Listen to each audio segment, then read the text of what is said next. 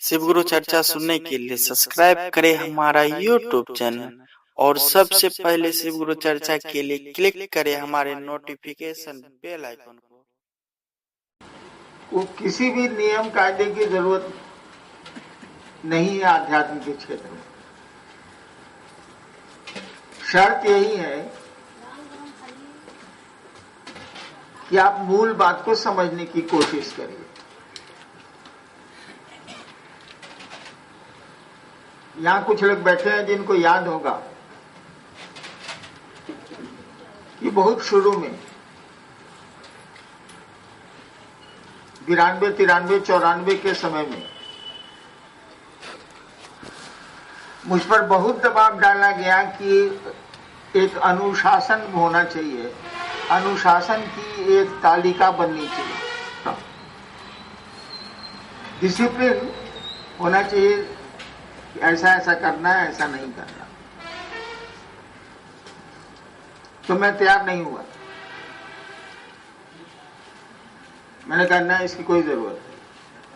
प्यार का अपना अनुशासन होता है,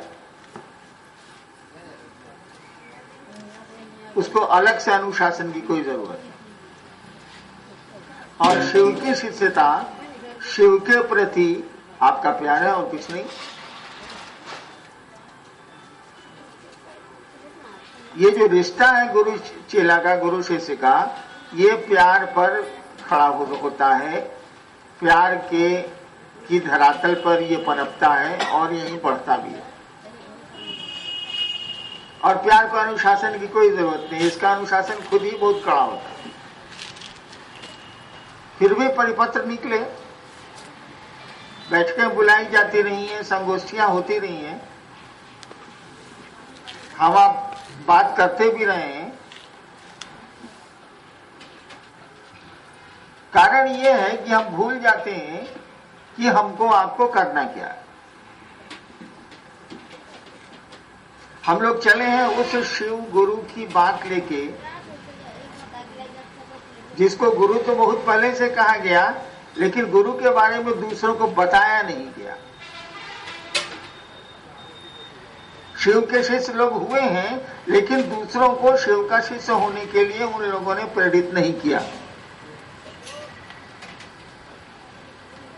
ये काम हम लोगों को करना पड़ रहा है, हम लोग इस काम को कर रहे हैं।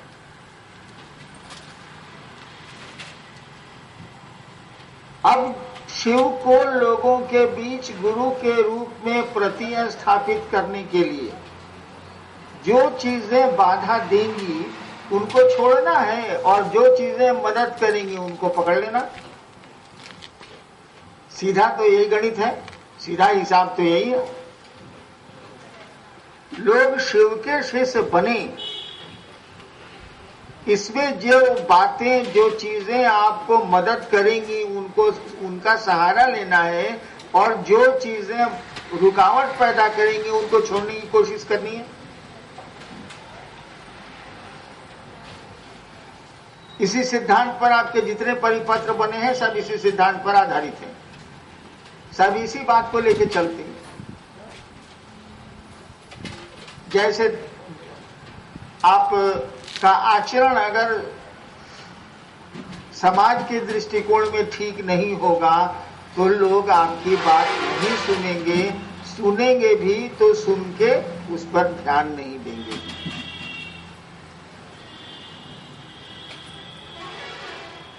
जैसे अभी अन्नू बाबू बोल रहे थे कि आप दिन में माइक बजा रहे हैं, मोहल्ले में हाय हाय कर रहा है, लोग उससे इन्वाइट होंगे, चिढ़ेंगे, तो ये चीजें आपके शिव शिष्यता में बाधक होंगी।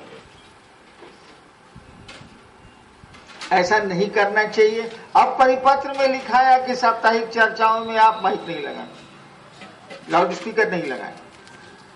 इसीलिए लिखना पड़ा कि आप ऐसा करते हैं। आप मने आप बैठे हैं वो नहीं, हम लोग ऐसा करते हैं। आप परिपत्र को उठा के देखेंगे, जो बातें उसमें लिखी हुई हैं सब यही दर्शाती हैं कि महादेव के काम में सहूलियत कितनी दी जा सकती है और असुविधाओं को कितना हटाया जा सकता है।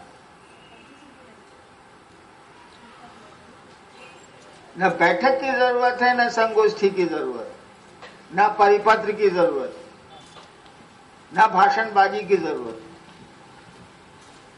अगर मन समझ ले कि हम महादेव के चेला हैं और दुनिया को महादेव का चेला बनाना है, इसी के भीतर आपके सारे अनुशासन हैं, सारे नियम हैं, सारे कानून और कायदे हैं।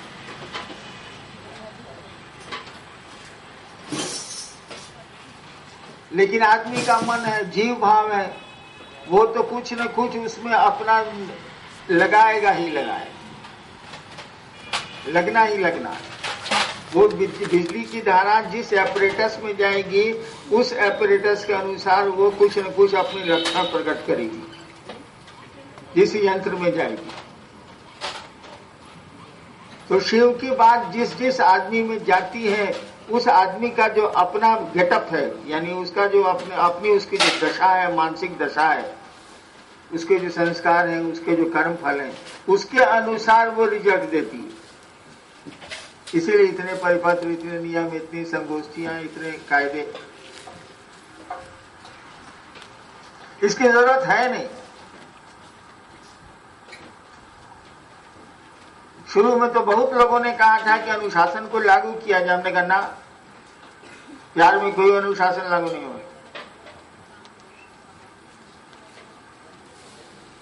लेकिन हम ही ने कहा और हम ही ने तोड़ा, क्योंकि मुझको ही आप चलने सड़कों पर नहीं देते। ये कोई तरीका तो नहीं हुआ। मैं निकला हूं और आप पांव छूने के लिए या मेरे शरीर को छूने के लिए आपाधापी ऐसी करते हैं कि 20 आदमी को मुझको साथे रखना पड़ता है कि पकड़ो यार, हटाओ यार। तो कॉमन मास में सामान्यतया जब बातें दूर तक जाएंगी तो कुछ गड़बड़ियां होंगी, और इसीलिए ये नियम परिपत्र बनाए गए।